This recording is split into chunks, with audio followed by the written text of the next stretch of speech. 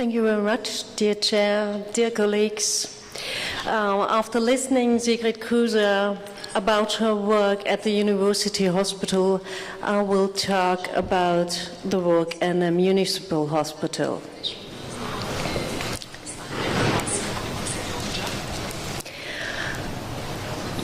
This is Leverkusen. This is a town in North Rhine-Westphalia, Germany, most common by the pharmaceutical or chemical industry or by the soccer team. And I'm working there in the clinical, called Klinikum Leverkusen. It's a municipal hospital of maximum care. There are 12 departments and overall 740 beds. In 2017, there are treated more than 34,000 patients as inpatients, and we treated in our urology department 2,990. I'm a medical doctor there, still in my education to become a urologist, and I'm possessing the specialization in homeopathy. I have done in last year about 2,770 surgery procedures by inpatient. I don't know exactly, nearly about the same as by outpatient. The most cases we treated are bladder cancers, kidney or ureter stones, prostatic hypertrophy, or the cancers of the prostate. How is it structured? The urology department contains 2 boards. We have a known urologic emergency and accident area.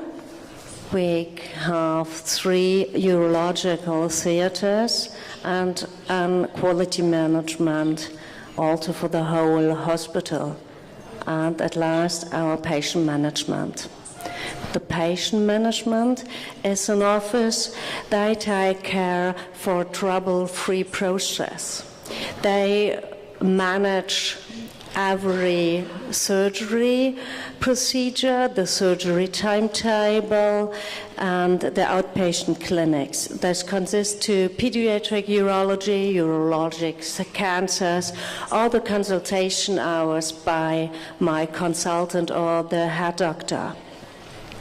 Also, they manage the consultation by us to the other departments like cardiology, radiology, or anesthesia, or by other hospitals for an urological question. How is an implementation possible in this system? When I started in 2009, I started to work in a conventional way, but after a while I recognized situations for homeopathy. So I asked my heart doctor for permission to treat. Because I'm a certified homeopath, he agreed. I've got the authority and I'm not bound to the instructions of my consultant. I can treat wherever I see a situation to treat. In consideration of the homeopathic basis, we heard also by Sigrid Kruse the treatment with single potencized remedies, the knowledge about the remedy systems known by the remedy provings, matching of the statement of the patient systems in the rule of similarity, and given in a potentiated version. It must be documented in the patient's record, including the symptoms, the repertorization, the remedy, and also the potency. And it is important to mention the treatment also in the discharge summary. So, homeopathy is a part of modern medicine, and I don't want to use only a few tools if I have a whole toolbox. You know, every tool is necessary for individual situations. And we all know if there is a patient with a broken leg, we would call a surgeon, but homeopathy could be an additional tool. So, by the support of my heart doctor, I've got the opportunity to treat, also by the pharmacy, because I'm allowed to order the homeopathic remedies following the system that exists for the nurses when they needed remedies or they needed the drugs for the ward. In addition, I've got an own computer with my special homeopathic repertorization software provided by the IT department. These are the types of cases we're treating. At first, I called it the preparation for the inpatients, and then the outpatient clinics, the patients at the ANC, and the inpatients. Let's start by the preparation phase. This is a special kind of outpatient clinic for these patients who are planned for an inpatient stay. We have to take the medical history, the examination, taking of blood samples, and explaining about surgery procedure, including the risks, the chances, or the complications. Otherwise, they are also prepared by the anesthesia. Here we have got our first approach to the patient and their sorrows, like fear to the surgery or shock by the diagnosis of cancer.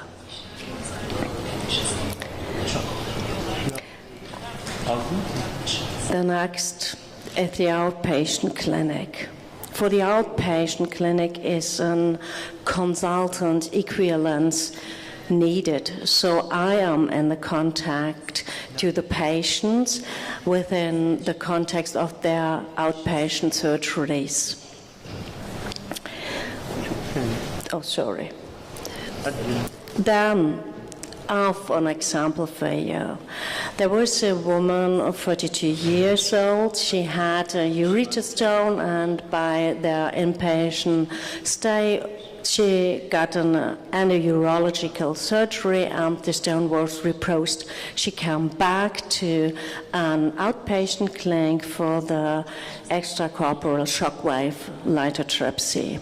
After the ESWL, she had pain, internally pain, the skin hard as if bruised, and she had the desire to motion.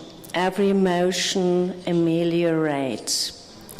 So I chose Ballus perennis in C200, I'm sorry.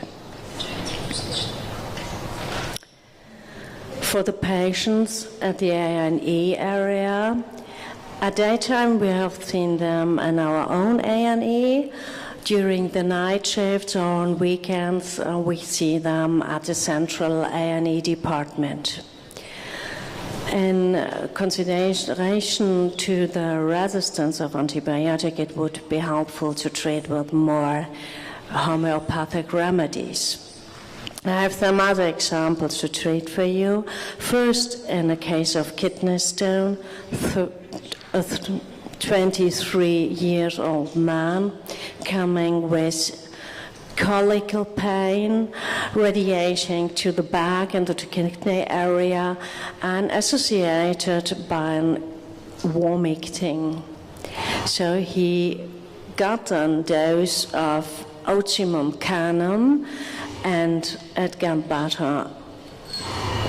Another case was a 78-year-old man. He was discharged in the morning after a transurethral resection of the prostate.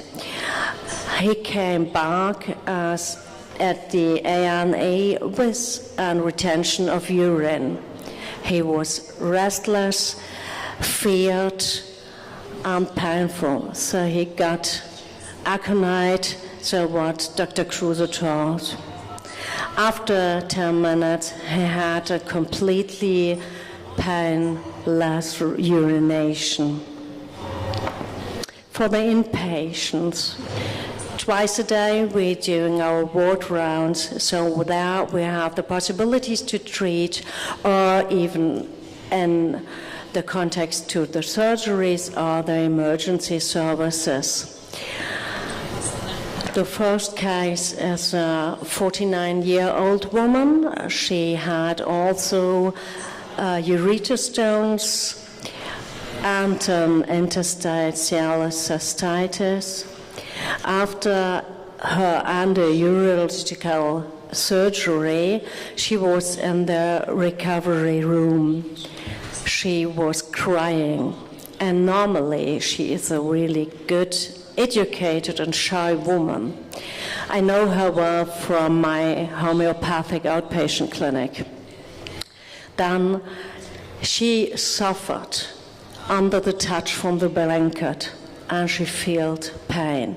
Because I know her very well, I recognized a shocked situation and I gave her arnica. That makes it better. Another patient was a very old man with cancer of the prostate. A couple of years he came with recurrent stones, but then we diagnosed the prostate cancer and with a metastasis of bones. He was painful, he cried, he felt the pain in his legs extending to the lower limbs, and he couldn't move anymore. So I chose and they did the repertorization, and it was really surprising because there was a remedy I've never given before called Calmia under the top 10. It's a very small remedy, and that's something you have to notice. So I read the materia medica, it matched. So he got the remedy, and on the next day, during my ward, he did some knee bounce for me. My visions. I want that there's an implementation of homeopathy in our quality management possible, including the procedural instructions, inner schooling, and also that it could be used by the other departments in the constellations way, also by our digital hospital information system. It would be great if it will be mentioned also on our homepage, on the website of the hospital. And if there's some clinical research possible, I would agree. At last, I close with this picture of a sculpture in Cologne. And you can see by this impression, you can find homeopathy where you don't expect it. Thank you.